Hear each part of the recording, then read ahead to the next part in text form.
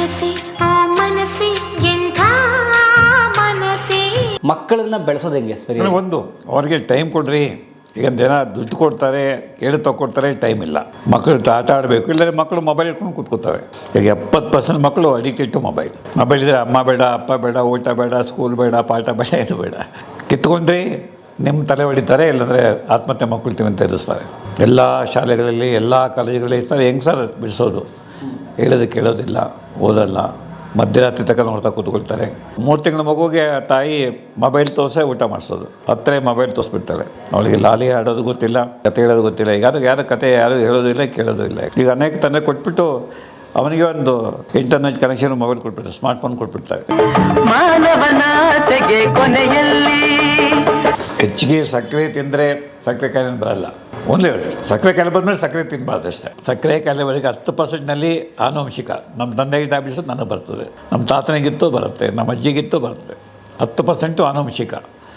ಇನ್ನು 90% ಟೆನ್ಷನ್ನು, ಸ್ಟ್ರೆಸ್ಸು, ನೀವು ತಿನ್ನೋ ಜಂಕ್ ಫುಡ್ಗಳು, ಅಥವಾ ನಿದ್ದೆ ಮಾಡದೇ ಇರೋದು, ತುಂಬ ಟೆನ್ಷನ್ ಮಾಡ್ಕೊಳ್ಳೋದು, ಹತಾಶೆ, ನಿರಾಶೆ, ಉತ್ಸಾಹ ಇಲ್ಲ, ಗೆಲುವಿಲ್ಲ. ಸೊ ಇವೆಲ್ಲ ಸ್ಟ್ರೆಸ್ ಇಂಡ್ಯೂಸ್ಡ್. ಯಾವುದು ಡಯಾಬಿಟಿಸು, ಬಿ ಪಿ, ಥೈರಾಯ್ಡು, ಇವನ್ ಕ್ಯಾನ್ಸರ್. 10% ಎಲ್ಲ ಕಾಯಿಲೆಗಳು ಜೆನೆಟಿಕಾಗಿ ಬರ್ಬೋದು. ನಮ್ಮಲ್ಲಿ ಇನ್ನಾರಿಗೂ ಕ್ಯಾನ್ಸರ್ ಇತ್ತು, ನನಗೆ ಬರ್ಬೋದು ಜೆನೆಟಿಕ್ಕಾಗಿ. ಆದರೆ ಇನ್ನು 90 ಜನಕ್ಕೆ ಯಾರಿಗೂ ಕ್ಯಾನ್ಸರ್ ಇಲ್ಲ ಹಿಂದೆ, ಯಾರಿಗೂ ಡಯಾಬಿಟಿಸ್ ಇಲ್ಲ, ಯಾರಿಗೂ ಬಿ ಪಿ ಇಲ್ಲ. ಹೇಳ್ತಾರೆ ನಮ್ಮನೇಲಿ 3 ತಲೆಮಾರಿಂದ ಈ ಪದ ಕೇಳೇ ಇಲ್ಲ ಸರ್ ನಾವು. ನನ್ನ ಮಗನಿಗೆ 25 ವಯಸ್ಸಿಗೆ ಡಯಾಬಿಟಿಸ್ ಬಂದುಬಿಟ್ಟಿದೆ. ಅಥವಾ ಮೊನ್ನೆ ಹುಡುಗಿ 14 ವರ್ಷ ಹುಡುಗಿ, ನನಗೆ ಸಕ್ಕರೆ ಕಾಯಿಲೆ ಜಾಸ್ತಿ ಆಗಿಬಿಟ್ಟಿದೆ ಸರ್. ಹಾಂ, ಎಷ್ಟು? 14 ವರ್ಷ ಹುಡುಗಿ, ಟೀನೇಜರು. ಹಾಂ. ಯಾಕೆ? ಟೆನ್ಷನ್ನು. 95 ತೆಗಿ, ಫೇಲಾದರೆ ಬೈತಾರೆ. ಆಮೇಲೆ ನಮ್ಮ ಅಪ್ಪ ಅಮ್ಮ ನನ್ನ ಜೊತೆ ಮಾತಾಡೋಲ್ಲ ಸರ್. ಯಾಕೆಂದರೆ ಬ್ಯುಸಿ ಅವರು. ಇಬ್ಬರು ಕೆಲಸಕ್ಕೆ ಹೋಗ್ತಾರೆ, ನನ್ನ ಕೈಗೆ ಸಿಗೋದೇ ಇಲ್ಲ. ಒಂಟಿತನ. ಫ್ರೆಂಡ್ಸ್ಗಳು, ಕೆಲವು ಜನ ಫ್ರೆಂಡ್ಸು ಇರ್ತಾರೆ, ಆಮೇಲೆ ಬಿಟ್ಬಿಡ್ತಾರೆ, ಮಾತಾಡ್ಸಲ್ಲ. ಭಾಳ ಬೇಜಾರು. ಟೆಸ್ಟ್ ಮಾಡಿಸಿದ್ರೆ ಶುಗರ್ ಜಾಸ್ತಿ ಆಗಿದೆ ಸರ್. ಮತ್ತು PCOD. ನನ್ನ ಮೆನ್ಸಸ್ ಶುರುವಾಯಿತು, ಮೆನ್ಸಸ್ ಆಗ್ತಾಯಿಲ್ಲ. ಡಾಕ್ಟರ್ ಹೋದ್ವಿ, ಅವರು ನನಗೆ PCOD, ಪಾಲಿಸಿಸ್ಟಿಕ್ ಓವರಿಯನ್ ಡಿಸೀಸ್ ಇದೆ. ಕಾರಣ ಟೆನ್ಷನ್ನು. ಈಗ ಹದಿಹರಿಯದ ಹುಡುಗ ಹುಡುಗಿಯರಿಗೆ ಎಲ್ಲ ಕಾಯಿಲೆಗಳು. ಈಗ 30% ಹಾರ್ಟ್ ಅಟ್ಯಾಕ್ ವಯಸ್ಸೆಷ್ಟು? 25ಗಿಂತ ಕಡಿಮೆ. 30%? 30%. 100 ಜನಕ್ಕೆ ಹಾರ್ಟ್ ಅಟ್ಯಾಕ್ ಆದರೆ 30 ಜನಕ್ಕೆ ವಯಸ್ಸೆಷ್ಟು? 25 ಆ್ಯಂಡ್ ಬಿಲೋ. ನೀವು ಜೈದಾಗ ಹೋಗಿ ಅವರೇ ಹೇಳ್ತಾರೆ sir, 30% heart attacks are occurring in young people. ಹಾಗೆ B P young people, stroke young people. ನಿರಾಳವಾಗಿ ಕೆಲಸ ಮಾಡೋಕ್ಕೆ ಆಗೋದೇ ಇಲ್ಲ. ಯಾಕೆ ಬೆಂಗಳೂರು ಎಲ್ಲೇ ಹೋಗಿ ಎಷ್ಟು ಟ್ರಾಫಿಕ್ ಜಾಮ್ ಆಗುತ್ತೋ ಗೊತ್ತಿಲ್ಲ, ಯಾವಾಗ ಕ್ಲಿಯರ್ ಆಗುತ್ತೋ ಗೊತ್ತಿಲ್ಲ. ಹೋಗ್ತಾರೆ ಇಟ್ಕಿದ್ದಾಗೆ, ಒಳ್ಳೆಯ ಕಾರು ಇಟ್ಕಿದ್ದಾಗ ನಿಂತ್ಕೊಂಡ್ಬಿಡುತ್ತೆ ರಸ್ತೆ ಮಧ್ಯ. ಯಾಕೆಂದರೆ ಸರ್ವಿಸ್ಗೆ ಹೋಗೋಷ್ಟು ನಿಮಗೆ ಸಮಯ ಇಲ್ಲ. ಅಥವಾ ಸರ್ವಿಸ್ ಮಾಡೋದು ಸರಿಯಾಗಿ ಮಾಡಿಲ್ಲ. ಸರಿ ಹೋಗಿದೆ ಸರ್ ಅಂತಾನೆ, ನೆಕ್ಸ್ಟ್ ಡೇನೇ ಮತ್ತೆ ಕೆಟ್ಟು ಕೂತ್ಕೊಡುತ್ತದು. So tension. ಈಗ ಹಾಗೆ ಜನಕ್ಕೆ ಯಾರು ಮೋಸ ಮಾಡ್ತಾರೆ, ಯಾರು ಒಳ್ಳೆಯವರು, ಯಾರು ಕೆಟ್ಟವರು, ಯಾರು ನಂಬ್ತೀರಿ? ಈಗ ಯಾರೂ ನಂಬೋಕ್ಕಾಗಲ್ಲ. ಇವತ್ತು ಪ್ರಾಮಾಣಿಕತೆ, ನಂಬಿಕೆ, ವಿಶ್ವಾಸ ಬರೀ ಡಿಕ್ಷನರಿ ಸಿಗುತ್ತೆ ಅಷ್ಟೇ. ಎಲ್ಲರೂ ನಿಮ್ಮನ್ನು ದುರುಪಯೋಗ ಮಾಡಲಿಕ್ಕೆ ಅಥವಾ ನಿಮ್ಮ ಜ್ಞಾನ ದುರುಪಯೋಗ ಮಾಡಲಿಕ್ಕೆ ನಿಮಗೆ ಟೋಪಿ ಹಾಕಿ ರೆಡಿ ಇರ್ತಾರೆ. ಗೊತ್ತಾನೆ ಈ ಜೀವನ ಹೇಗಾಗ್ಬಿಟ್ಟಿದೆ. ಈಗ ಬೇರೆ ಜನರಿಗೆ ಮೋಸ ಮಾಡಿ ಲಂಚ ಹೊಡೆದು, ಈಗ ಯಾವುದೇ ಆಫೀಸ್ಗೆ ಹೋಗಿ ಲಂಚ ಕೊಟ್ಟರೆ ಏನೂ ಕೆಲಸ ಆಗಲ್ರಿ. ಲೈಸೆನ್ಸ್ ರಿನ್ಯೂ ಮಾಡಬೇಕು, ಹೇಗೆ ನಾನು ಲಂಚ ಕೊಟ್ಟರೆ ಬೇಗ ಇಲ್ಲ, ಹತ್ತೊಮ್ಮನಿ ಇಲ್ಲ ಸರಿಗಿಲ್ಲ. ಈಗ ಖಾತೆ ಬದಲಾವಣೆ ಆಗಬೇಕು, ಆಗಲ್ಲ. ಹೋಗಿ ನಮ್ಮ ತಾತಂದು ಡೇಟ್ ಆಫ್ ತೊಗೊಂಬನ್ನಿ, ಅವನ ಜಾತಕ ತೊಗೊಂಬನ್ನಿ. ಈಗ ತಾತನ ಜಾತಕ ಎಲ್ಲರೂ ಕೊಡ್ರೆ. ಈಗ ಫ್ಯಾಮಿಲಿ ಟ್ರೀ ಯಾವೆಲ್ಲ ಮಾಡಿದರೆ ಅದು ಕಳೆದೋಗಿರುತ್ತೆ. ಫ್ಯಾಮಿಲಿ ಟ್ರೀ ಮಾಡಿಸ್ಕೊಂಡೆ ಅವನಿಗೆ ದುಡ್ಡು ಕೊಟ್ಟರೆ ಫ್ಯಾಮಿಲಿ ನೀವು ಹೇಳಿದ್ದಕ್ಕೆ ಸೈನ ಕೊಡ್ತಾನೆ, ಸೀಲ ಕೊಡ್ತಾನೆ. ಇಲ್ಲದೆ ಫ್ಯಾಮಿಲಿ ಟ್ರೀ ಇಲ್ಲ. ಹೀಗಾಗಿ ಇಡೀ ಜನಜೀವನ ಮೋಸ್ಟ್ ಕಾಂಪ್ಲಿಕೇಟೆಡ್ ಆಗ್ತಾಯಿದೆ. ಎಲ್ಲ ಅನುಕೂಲತೆ ಇದೆ ರೀ, ಆದರೆ ಮನಃಶಾಂತಿ ಇಲ್ಲ, ಮನಸ್ಸಿಗೆ ನೆಮ್ಮದಿ ಇಲ್ಲ. ಹಾಗಾಗಿ ಮನೋವೈದ್ಯ ಸಾಹಿತ್ಯ ಇವತ್ತು ಅತ್ಯಂತ ಅವಶ್ಯಕವಾದಂಥ ಸಾಹಿತ್ಯ. ಪ್ರತಿಯೊಬ್ಬರು ಓದಬೇಕು. ನೋಡಿ, ಎಲ್ಲ ಇಟ್ಟಿದ್ದೇವೆ, ಪ್ರತಿದಿನ 5-6 ಜನ ತೊಗೊಂಡು ಹೋಗ್ತಾರೆ. ನನ್ನೊಂದು 18-20 ಲಕ್ಷ ಪುಸ್ತಕಗಳು ಮಾರಾಟ ಆಗಿವೆ ಕಳೆದ 40 ವರ್ಷದಲ್ಲಿ. ಸ್ವಪ್ನದವರು ಸರ್, ಆರೋಗ್ಯದ ಪುಸ್ತಕಗಳನ್ನೇ ಜನ ಹಚ್ಚಿಕೊಂಡ್ಕೊಳ್ತಾರೆ. ನೀವು ಬರ್ಕೊಳ್ಳಿ, ನಾವು ಪ್ರಿಂಟ್ ಮಾಡ್ತೀವಿ. ಹಾಗಾಗಿ ವೈದ್ಯ ಸಾಹಿತ್ಯ ಭಾಳ ಮುಖ್ಯ. ಹಾಗೆ ವೈದ್ಯ ಸಾಹಿತ್ಯ ಬರೆಯೋ ವೈದ್ಯರಿಗೆ ನಾವು ನಮಸ್ಕಾರ ಹೇಳಬೇಕೆಂದ್ರೆ ಅವರು ಒಂದು ಪುಸ್ತಕ ಬರಬೇಕು ಅಂದರೆ ಎಷ್ಟು ದಿನ ಆಗುತ್ತೆ. ಅದೇ 5 ನಿಮಿಷ ಪೇಷಂಟ್ ನೋಡಿದ್ರೆ ನಿಮ್ಗೆ ₹1,000 ₹2,000. ಹಾಗೆ ಲೇಖನ ಟೈಮ್ ಇಲ್ಲ ಸರ್, ಪುಸ್ತಕ ಆಗಲ್ಲ ಸರ್. ಈಗ ಜನ ವೈದ್ಯರಾಗಲಿ ಶಿಕ್ಷಕರಾಗಲಿ ದುಡ್ಡು ಮಾಡೋಕ್ಕೆ ಕೂತಿದ್ದಾರೆ. ದುಡ್ಡು ಬೇಕು, ಆದರೆ ಅದೇ ದಂಧೆ, ಅದೇ ಆದ್ಯತೆ. ಜನಗಳಿಗೆ ತಿಳುವಳಿಕೆ ಹೇಳಬೇಕು. ಅವ್ರ ಕಾಯಿಲೆ ಬರ್ದಿರೋ ಹಂಗೆ ಸ್ವಲ್ಪ ಅಡ್ವೈಸ್ ಮಾಡೋಣ. ಅವ್ರು ಮಾಡೋದು ಇಲ್ಲ, ಜನ ಕೇಳೋದು ಇಲ್ಲ. ಮಾತ್ರೆ ಕೊಡಿ ಸರ್, ತಣ್ಣಗಾಕೋದಕ್ಕೊಂದು ಮಾತ್ರೆ, ದಪ್ಪಗಾಕೋದು ಮಾತ್ರೆ, ಹಸುಗೊಂದು ಮಾತ್ರೆ, ಹಸು ಮುಚ್ಚೋದಕ್ಕೊಂದು ಮಾತ್ರೆ, ನಿದ್ದೆ ಬರ್ದಿರೋಕ್ಕೊಂದು ಮಾತ್ರೆ, ನಿದ್ದೆ ಬಂದರೆ ಹೆಚ್ಚಾಯ್ತು ಸರ್, ಹೆಚ್ಚುವಾಗ ಮಾತ್ರೆಗಳು. ಈಗ ಎಲ್ಲ ಮಾತ್ರೆಗಳ ಮೇಲೆ ಅವಲಂಬನೆ. ಈಗ ಜನ ಊಟಕ್ಕಿಂತ ಔಷಧಿಯೇ ಮಾತ್ರೆಗಳೇ ಜಾಸ್ತಿ ತಿಂತಾರೆ. ಈಗ ಹಿಂದೆ ಆಹಾರವೇ ಔಷಧಿ, ಈಗ ಔಷಧಿಯೇ ಆಹಾರ. ಯಾಕೆಂದರೆ ಜನಗೆ ಕ್ವಿಕ್, ಎಲ್ಲ ಇನ್ಸ್ಟೆಂಟ್. ಇವತ್ತು ಬರ್ತಾರೆ, ಇವತ್ತೇ ವಾಸ ಬಿಡು, ನಾಳೆ ಇಲ್ಲದ್ರೆ ಇನ್ನೊಬ್ಬರು. ಈ ಒಟ್ಟಾರೆ IT, BT ಅಥವಾ ಈ ಹೊಸ ಕಾಲದಲ್ಲಿ ಅಥವಾ ಈ AI ಇತ್ಯಾದಿ ಕಾಲದಲ್ಲಿ ನ್ಯೂಕ್ಲಿಯರ್ ಫ್ಯಾಮಿಲಿಗಳಾಗಿರೋ ಕಾಲದಲ್ಲಿ ಮಕ್ಕಳನ್ನ ಬೆಳೆಸೋದು ಹೆಂಗೆ ಸರಿ? ಒಂದು ಅವ್ರಿಗೆ ಟೈಮ್ ಕೊಡ್ರಿ. ಈಗ ಜನ ದುಡ್ಡು ಕೊಡ್ತಾರೆ, ಕೇಳಿ ತಗೊಡ್ತಾರೆ, ಟೈಮ್ ಇಲ್ಲ. ಮಕ್ಕಳು ಆಟ ಆಡಬೇಕು, ಇಲ್ಲದ್ರೆ ಮಕ್ಕಳು ಮೊಬೈಲ್ ಇಟ್ಕೊಂಡು ಕೂತ್ಕೋತವೆ. ಈಗ 70% ಮಕ್ಕಳು ಅಡಿಕ್ಟೆಡ್ ಟು ಮೊಬೈಲ್ ಇದ್ದರೆ ಅಮ್ಮ ಬೇಡ, ಅಪ್ಪ ಬೇಡ, ಊಟ ಬೇಡ, ಸ್ಕೂಲ್ ಬೇಡ, ಪಾಠ ಬೇಡ, ಇದು ಬೇಡ. ಕಿತ್ಕೊಂಡ್ರೆ ನಿಮ್ಮ ತಲೆ ಹೊಡಿತಾರೆ, ಇಲ್ಲಾಂದರೆ ಆತ್ಮಹತ್ಯೆ ಮಕ್ಕಳು ಅಂತ ಎದುರಿಸ್ತಾರೆ. ಈಗ mobile addiction has become rampant. ಎಲ್ಲ ಶಾಲೆಗಳಲ್ಲಿ, ಎಲ್ಲ ಕಾಲೇಜುಗಳಲ್ಲಿ ಸರ್ ಹೆಂಗೆ ಸರ್ ಬಿಡಿಸೋದು? ಹೇಳೋದು ಕೇಳೋದಿಲ್ಲ, ಓದಲ್ಲ, ಮಧ್ಯರಾತ್ರಿ ತನಕ ನೋಡ್ತಾ ಕೂತ್ಕೊಳ್ತಾರೆ. ಬೇಡ ಅಂದರೆ ಸಿಟ್ಟು, ಕೋಪ. ಅವರಿಗೆ ಕೊಡುವಾಗ ಈಗ 3 ತಿಂಗಳ ಮಗುವಿಗೆ ತಾಯಿ ಮೊಬೈಲ್ ತೋರಿಸೇ ಊಟ ಮಾಡಿಸೋದು. ಹತ್ತಿರ ಮೊಬೈಲ್ ತೋರಿಸ್ಬಿಡ್ತಾಳೆ. ಅವಳಿಗೆ ಲಾಲಿ ಆಡೋದು ಗೊತ್ತಿಲ್ಲ, ಆಡೋ ಮಗುವನ್ನು ಕತೆ ಹೇಳೋದು ಗೊತ್ತಿಲ್ಲ, ಕತೆ ಹೇಳೋದು ಗೊತ್ತಿಲ್ಲ. ಈಗ ಯಾರು ಕತೆ ಯಾರು ಹೇಳೋದು ಇಲ್ಲ, ಕೇಳೋದು ಇಲ್ಲ. ಚಂದಮಾಮ ತೋರಿಸ್ಬೇಕಲ್ಲ, ಚಂದಮಾಮ ತೋರಿಸಂಗಿಲ್ಲ. ಇಲ್ಲ, ಈಗ ಮೊಬೈಲ್ ಕಾಮಿಕ್ ಹಾಕ್ಬಿಟ್ಟು ನೋಡು ಕಾಮಿಕ್.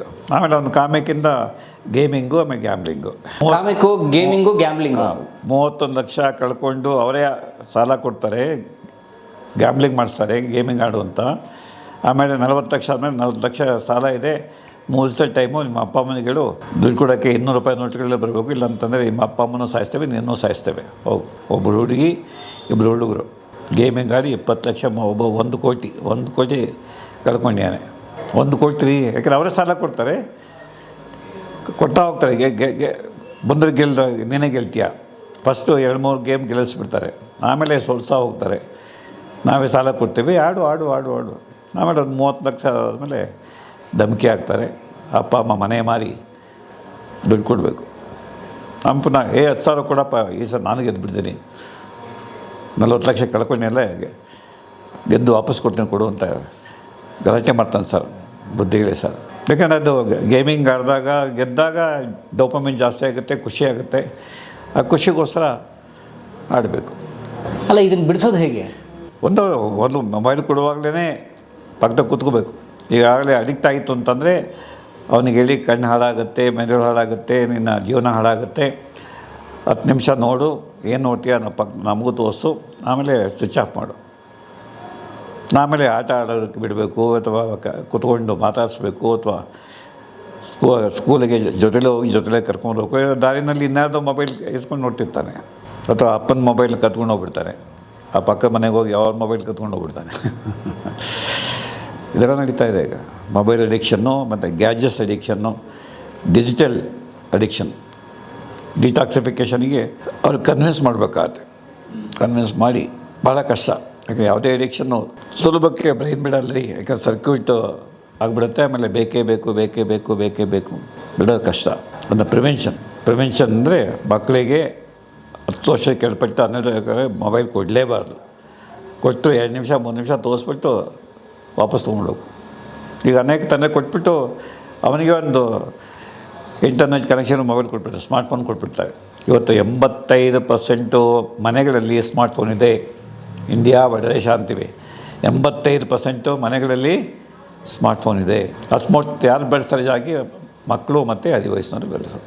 ಅಥವಾ ನನ್ನ ವಯಸ್ಸಾದ್ರು ಏನು ಕೆಲಸ ಇದ್ದರೆ ಇವನ್ನ ವೃದ್ಧರು ಕೂಡ ಅಡಿಕ್ಟ್ ಆಗಿದೆ. ಸರ್ ಏನೂ ಇಲ್ಲ ಸರ್, ಏನು ಮಾಡೋಕ್ಕೂ ಮೊಬೈಲ್ ನೋಡ್ತಾ ಕೂತಿರ್ತೇವೆ, ನಿದ್ದೆ ಬರಲ್ಲ, ಮೊಬೈಲ್ ನೋಡ್ತಾ ಕೂತಿರ್ತೇವೆ. ಸೊ ಮೊಬೈಲ್ ಅಡಿಕ್ಷನ್ ಈಗ ರ್ಯಾಂಪೆಂಟ್ ಆಗಿ ಮೆದುಳು ಹಾಳಾಗ್ತಾಯಿದೆ, ಕಣ್ಣು ಹಾಳಾಗ್ತಾಯಿದೆ. 30% ಕಣ್ಣಿನ ಸಮಸ್ಯೆಗಳಿಗೆ ಇವತ್ತು ಮೊಬೈಲ್ ಓವರ್ ಯೂಸ್. ನೀವು ಯಾವುದೇ ಕಣ್ಣಿನ ಡಾಕ್ಟರ್ ಹೋಗಿ ಎಷ್ಟು ಕೇಸ್ ಬರ್ತವೆ ಅಂತಂದರೆ ಸರ್ 30% ಕೇಸ್ಗಳು ಬರೋವೆಲ್ಲ ಮೊಬೈಲ್ ಅಡಿಕ್ಷನ್ದ ಕಣ್ಣು ಡ್ರೈ ಐ ಸಿಂಡ್ರೋಮ್, ಕಣ್ಣು ಒಣಗುತ್ತೆ, ದೃಷ್ಟಿ ಕಮ್ಮಿ ಆಗುತ್ತೆ, ಏನು ಮಾಡೋಕ್ಕಾಗಲ್ಲ. ಹೇಗೆ ಟೆಕ್ನಾಲಜಿ ಇಂಪ್ರೂವ್ ಆಗಿದೆ, 5G ಬಂದಾಯಿತು, ಎಲ್ಲ ಎ ಬಂದಾಯಿತು. ಈಗ ನಮ್ಮ ಬ್ರೈನನ್ನು ನಾವು ಸರಿಯಾಗಿ ಬಳಸ್ತಾ ಇಲ್ಲ, ಅನಾರೋಗ್ಯಕರ ಮನೋರಂಜನೆ ಬಳಸ್ತಾ ಇದ್ದೇವೆ. ಮತ್ತು ಯಾರಿಗೂ ಈಗ ದುಡಿದು ತಿನ್ನೋರಿಗೆ ಯಾರಿಗೂ ಇಷ್ಟ ಇಲ್ಲ ರೀ. ಹಾಗೆ ಕೂತಿದ್ದಲ್ಲೇ ಎಲ್ಲ ಬರಬೇಕು, ಏನೂ ಕೆಲಸ ಮಾಡ್ದೇ, ಒಂದು ತೊಟ್ಟು ಬೆವರ ಹನಿ ಬರ್ದೇ ನಾವು ಜೀವನ ಮಾಡಬೇಕು. ನಮಗೆಲ್ಲ ಸುಖ ಸಂತೋಷ ಭೋಗಭಾಗ್ಯಗಳು ಸಿಗಬೇಕು. ಮಾರ್ಕ್ಸು, ಮನಿ, ಮೆಟೀರಿಯಲ್. ಮಾರ್ಕ್ಸ್ ಹೆಚ್ಚದಾಗಿ ಮನಿ ಹೆಚ್ಚು, ಆಮೇಲೆ ಮೆಟೀರಿಯಲ್ಸ್ನ ಕೊಂಡ್ಕೊತಾ ಹೋಗು. ಓಹೋ, ಸೊ ಮಾರ್ಕ್ಸ್ ತೆಗಿ ಅಂತ ಒತ್ತಡ ಹಾಕ್ತಿರೋದು ಯಾಕೆ? ಮನಿ ಮಾಡೋದು, ಮನಿ ಯಾಕೆ ಮಾಡಬೇಕು? ಮೆಟೀರಿಯಲ್ ತೊಗೊಳಕ್ಕೆ. ಹೌದು, ಈಗೆಲ್ಲ ಮಕ್ಕಳು 90 ಯಾಕೆ ನೀನು ಡಾಕ್ಟರ್ ಆಗ್ಬೋದು, ಇಂಜಿನಿಯರ್ ಆಗ್ಬೋದು, IAS ಆಫೀಸರ್ ಆಗ್ಬೋದು, ಯಾಕೆ? ಅಥವಾ 1 ಲಕ್ಷ 2 ಲಕ್ಷ ಸಂಬಳ ಕೊಡ್ತಕ್ಕಂಥ ಜಾಬು ನೌಕರಿ ಸಿಗುತ್ತೆ. ಓದಲಿಲ್ಲ, ಇಲ್ಲ. 1 ಲಕ್ಷ ತೊಗೊಂಡು ಮಾಡಬೇಕು, ಖುಷಿಪಡು, ಮೆಟೀರಿಯಲ್ ಖರೀದಿ ಮಾಡು ಅಷ್ಟೇ. ಮಾರ್ಕ್ಸ್, ಮನಿ, ಮೆಟೀರಿಯಲ್ಸ್ ಬಂದೇ ಇಡೀ ಪ್ರಪಂಚ ಬಿದ್ದಿದೆ. ಅಮೆರಿಕ ಬಿದ್ದು ಹಾಳಾಗೋಗಿದೆ ಎಲ್ಲ ಅಮೆರಿಕದವರು. ಅಲ್ಲಿ 70% 80% ಜನ ಮನೆಯೂ ಇಲ್ಲ, ಮಠವೂ ಇಲ್ಲ, ಗಾಂಜಾ ಅಡಿಕ್ಟು, ಓಪಿಯಂ ಅಡಿಕ್ಟು, ಕೊಕೇನ್ ಅಡಿಕ್ಟುಗಳು 70%. ಅಮೆರಿಕ 70%. ಅದಕ್ಕೆ ಈಗ ಟ್ರಂಪು ವೆನಿಜುಲಾ ಮೇಲೆ ಹೋಗಿ ಎತ್ತಾಕೊಂಬಂದ, ಕೊಲಂಬಿಯಾ ಯುದ್ಧ ಸಾರ್ತಾರೆ, ಕ್ಯೂಬಾ ಮುಗಿಸ್ರಿ ಅಂತಾನೆ. ಯಾಕೆಂದರೆ ಎಲ್ಲ ಡ್ರಗ್ಸಿಲಿಂದ ಬರ್ತದೆ, ಕೊಲಂಬಿಯಾ, ಕ್ಯೂಬಾ ಅಥವಾ ವೆನಿಜುಲಾ.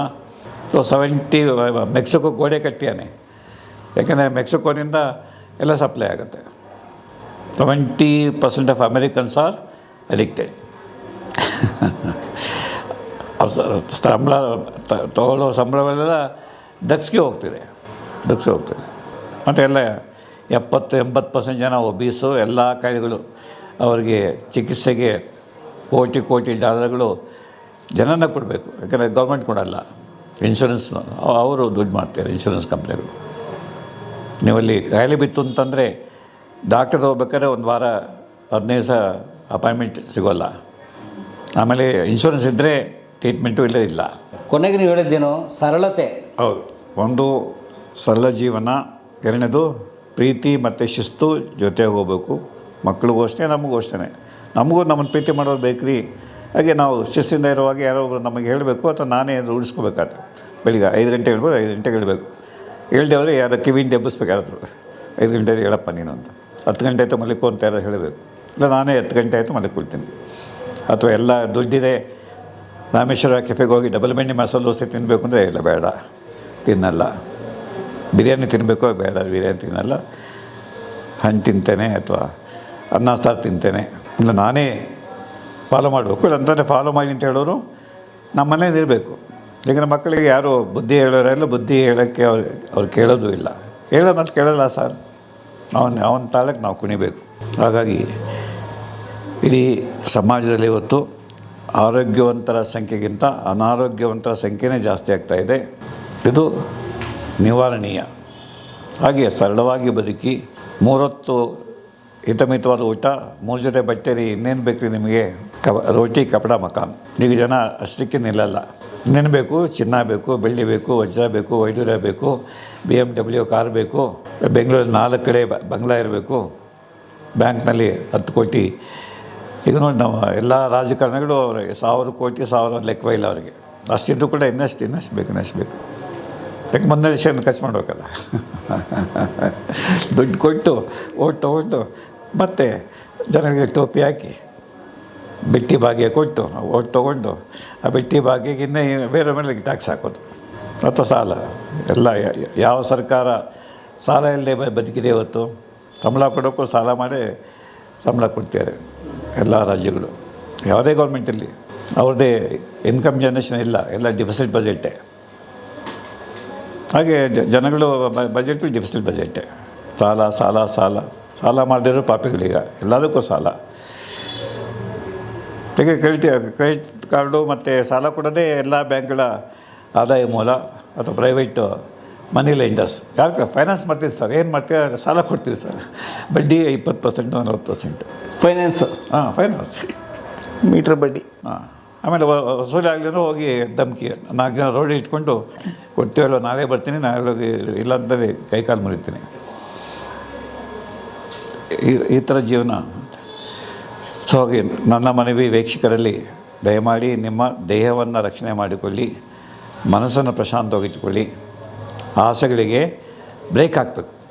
ಯಾಕಂದರೆ ಆಸೆಗಳಿಗೆ ಬ್ರೇಕ್ ಇಲ್ಲ ಅಂತಂದರೆ ಆಕಾಶವೇ ಮಿತಿ, ಆಕಾಶಕ್ಕಿಂತ ಮೇಲೆ ಕೊಟ್ಟೋಗುತ್ತೆ. ಭಗವಾನ್ ಬುದ್ಧ ಹೇಳಿದ್ದು ಆಸೆಯೇ ದುಃಖಕ್ಕೆ ಮೂಲ. ಹಾಗೆ ಬಸವಣ್ಣ ಹೇಳಿದಾಗೆ ದುಡಿದು ತಿಂದ್ರಿ, ದುಡಿಯದೇ ತಿನ್ನಬೇಡಿ. ಹಾಗೆ ನಾಳೆಗೂ ಕೂಡಿರಬೇಡಿ. ಇವತ್ತೇನು ದುಡಿದ್ರು ನೀವು ತಿನ್ನಿ, ಇಲ್ಲೇ ಅನ್ನದಾಸೋಹ, ಅಕ್ಷರದಾಸೋಹ. ಸೊ ಅಂಥ ವಚನಕಾರರು ಬೇರೆ ಎಲ್ಲೂ ಕೇಳಿಲ್ಲ. ಯಾವ ದೇಶಲ್ಲೂ ಸರಳವಾಗಿ ಬದುಕಿ ಅಂತ ಹೇಳೋರು ಯಾರೂ ಇಲ್ಲ. ನಮ್ಮ ದೇಶದಲ್ಲೇ ಅಂಥ ಮಹಾತ್ಮರು ಹುಟ್ಟಿದ್ರು. ಆದರೆ ಅವ್ರ ಮಹಾತ್ಮ ಬರೀ ಹಾರ ಆಗ್ತೇವೆ ಅಷ್ಟೇ. ಅಯ್ಯೋ. ಹಾಂ, ಎಲ್ಲ ಬಸವಣ್ಣವ್ರಿಗೆ, ಗಾಂಧಿಗೆ ಎಲ್ಲ ಹಾರ ಕೂರಿಸ್ಬಿಟ್ಟಿದ್ದೇವೆ. ಕನಕದಾಸರಿಗೆ ಎಲ್ಲರಿಗೆ ಅಷ್ಟೇ. ಕನಕ ಜಯಂತಿ ಅವ್ರ ರಜಾ, ಅವತ್ತು ರಜಾ ಅಷ್ಟೇ. So thank you. ಮನಸೇ ಎಲ್ಲರೂ ಕಲಾ ಮಾಧ್ಯಮ ನೋಡಿ, ಸಬ್ಸ್ಕ್ರೈಬ್ ಮಾಡಿ, ಗಂಟೆ ಹೊಡಿ ಅಷ್ಟೇ. ಈ ವಿಡಿಯೋ ನೋಡಿದ್ದಕ್ಕೆ ನಿಮಗೆ ತುಂಬ ಧನ್ಯವಾದಗಳು. ಪುಸ್ತಕಗಳನ್ನು ಓದು ಮನಸ್ಸನ್ನು ಅರಳಿಸುತ್ತೆ, ಬುದ್ಧಿಯನ್ನು ಚುರುಕು ಮಾಡುತ್ತೆ, ಕಾಣದ ಹೊಸ ಲೋಕವನ್ನು ಪರಿಚಯಿಸುತ್ತೆ. ಹಾಗಾಗಿ ಓದಿ, ಓದುವ ಸಂಸ್ಕೃತಿ ಹೆಚ್ಚಾಗ್ಲಿ. ಧನ್ಯವಾದ.